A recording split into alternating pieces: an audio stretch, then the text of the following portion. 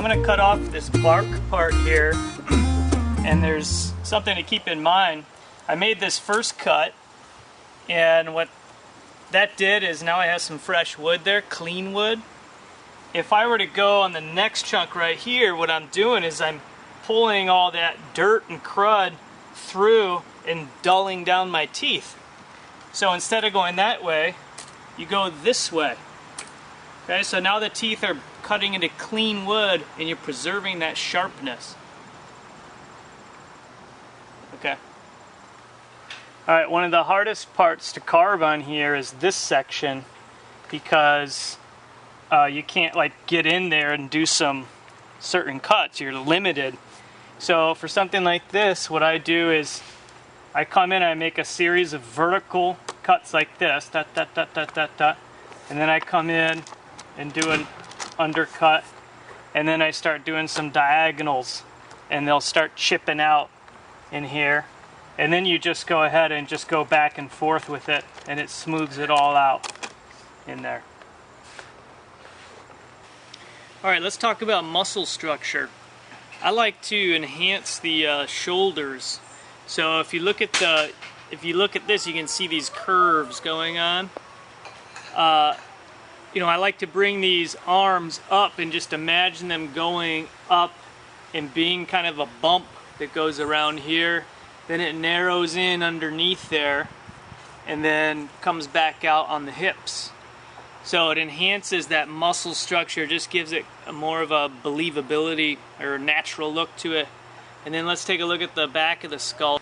I like to, when I'm carving this part, I like to take the back of the skull, instead of being one solid arc, take that back of the skull and define that, bring it in, and then come back out to the shoulder muscles here.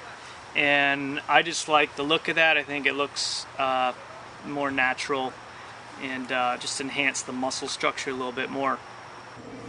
One of the things I like to do is find models, and the ones that I like, and then I can use those as resources and references as I'm carving. And so this one, you know, you can see a lot of influence from this, and so I just encourage you to try that out if you don't have any of these. I'm always looking for these, like in toy stores or things like that. Anything that would be a good reference for carving. Alright, the way I'm doing the ears is they're flat like this, and then I just come in with my quarter tip or my dime tip bar sideways, and then just start scooping. Just like this, until it looks like that. Right? Just scoop, scoop, scoop. Being careful not to go out to the outer edges. And then I'll take power tools to get a nice round look to it.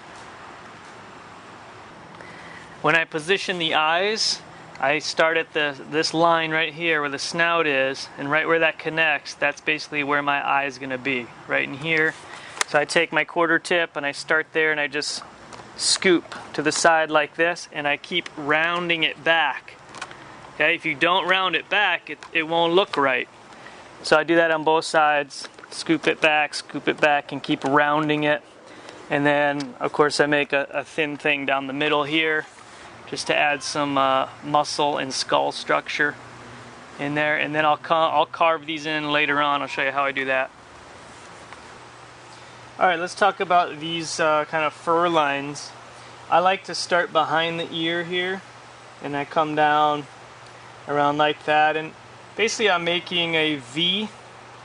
I just make a V coming down, a series of V's coming down, and then when I put the fur in, I'll take my dime tip and just go back and forth, back and forth, back and forth, and really get some nice ripples going on in there.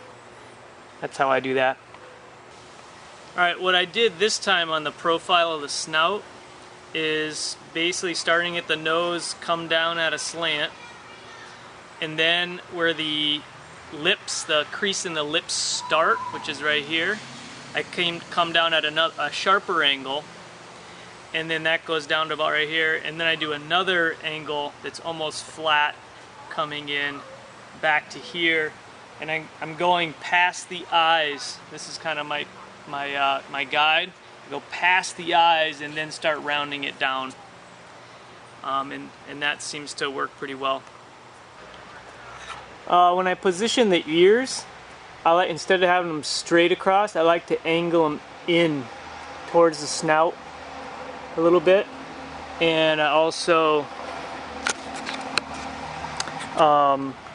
like to position them not straight up on top and not directly on the side, but halfway, in between there.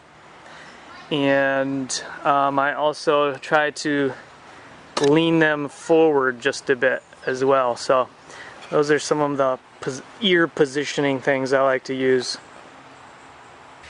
Okay, I want to show you how I do the fur. Once you have your form basically roughed out, you can see it, there's little planes here and there. I'm not going to worry about that. You could come with a sander and try to sand all that out, but what I've found is as soon as you put the fur on, it totally takes care of that. So I don't worry about that stuff. When I do the fur, I'm using a dime tip and I'm going back and forth like this. Let me switch on this side. Okay, I'm just going up and down, up and down, up and down in these movements here.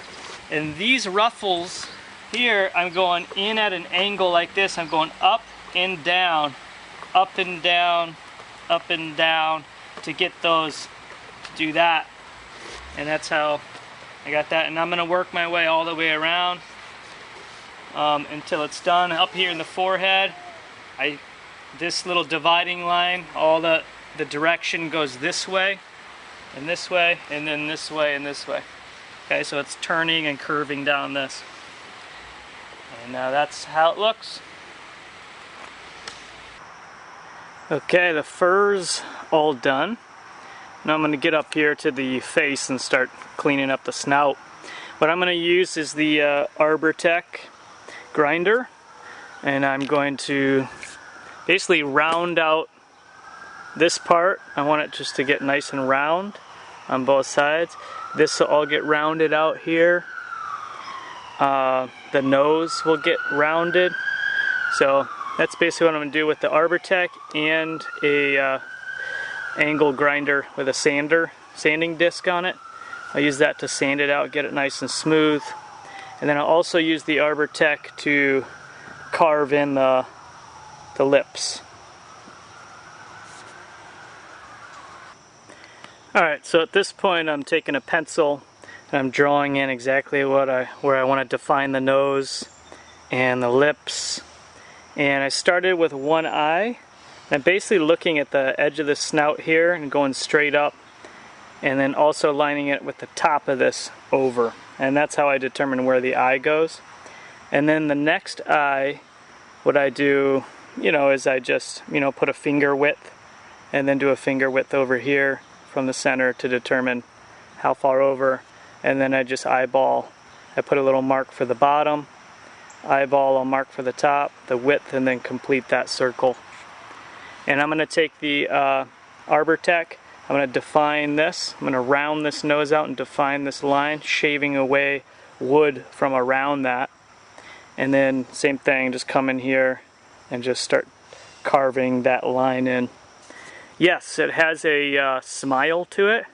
That's what the customer wants. It's not realistic, but that's what the customer likes. So, alright, so here I did half of it, so you can kind of see what I did. I rounded the nose back all the way around like this, and then here I did an undercut all the way up and around and shaved that wood back against the snout. This, I haven't done any of that too, so you can kind of see a difference there. The 3 dimensions starting to pop.